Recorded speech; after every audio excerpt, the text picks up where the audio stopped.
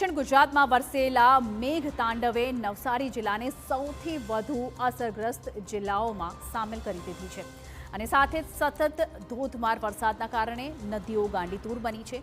અનેક વિસ્તારોમાં જળબંબાકારની સ્થિતિ સર્જાઈ છે, રસ્તાઓ બંધ થઈ ગયા છે અને રેલવે વ્યવહાર ખોરવાયો છે અને સાથે જ એસડીઆરએફની ટીમોને બચાવ કામગીરી માટે મેદાનમાં ઉતારવી પડી છે।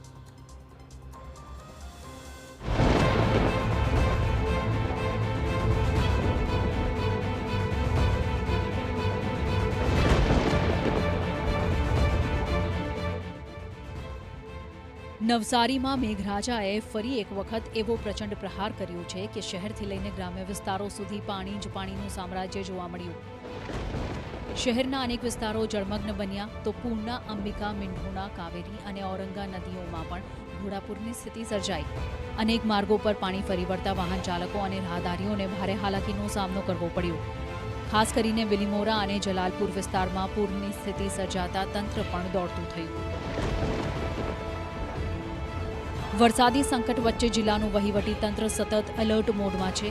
એસડીઆરએફની 2 ટીમોને તૈનાત કરવામાં આવી છે અને અત્યાર સુધીમાં 45થી વધુ લોકોનું રેસ્ક્યુ કરવામાં આવ્યું છે। બિલીમોરામાં કાવેરી નદી ભયજનક સપાટી વટાવીને 20 ફૂટ સુધી પહોંચી જતા નદી કાંઠાના ગામોમાં ચિંતાનો માહોલ જોવા મળ્યો। કાવેરી કાંઠાના 30 જેટલા ગામોને એલર્ટ કરી દેવામાં આવ્યા છે, જ્યારે 100થી વધુ લોકોને સલામત સ્થળે ખસેડવામાં આવ્યા છે। टोटल 42 लोगों ने देसरा प्राथमिक शाला में गणदेवी नगरपालिका कातरकविला विस्तार में टोटल 11 लोगों ने फायर स्टेशन हॉल गणदेवी खाते, चिखली में नदी मोहल्लो और हरण गाम में टोटल 137 लोगों ने एम टोटल 190 जेटला लोगों ने विविध आश्रय स्थलों में शिफ्ट कर देवामां आव्युं छे। अत्यार सुधी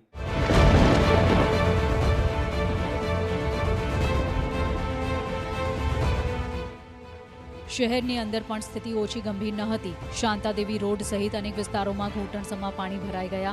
વર્ષોથી ચાલતી પાણી ભરાવાની સમસ્યા ફરી એકવાર લોકો માટે માથાનો દુખાવો બની છે।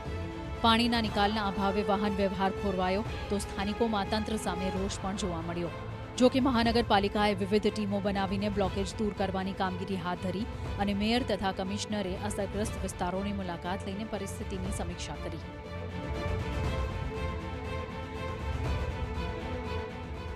માત્ર રસ્તાઓ જ નહીં, ઉદવાડા અને પારડી વચ્ચે રેલવે ટ્રેક પર પાણી ભરાઈ જતા અનેક ટ્રેનોને અસર પહોંચી છે। સયાજીનગરી એક્સપ્રેસ રદ કરવી પડી તો મુંબઈ અમદાવાદ ડબલ ડેકર એક્સપ્રેસને નવસારી સુધી જ શોર્ટ ટર્મિનેટ કરવામાં આવી।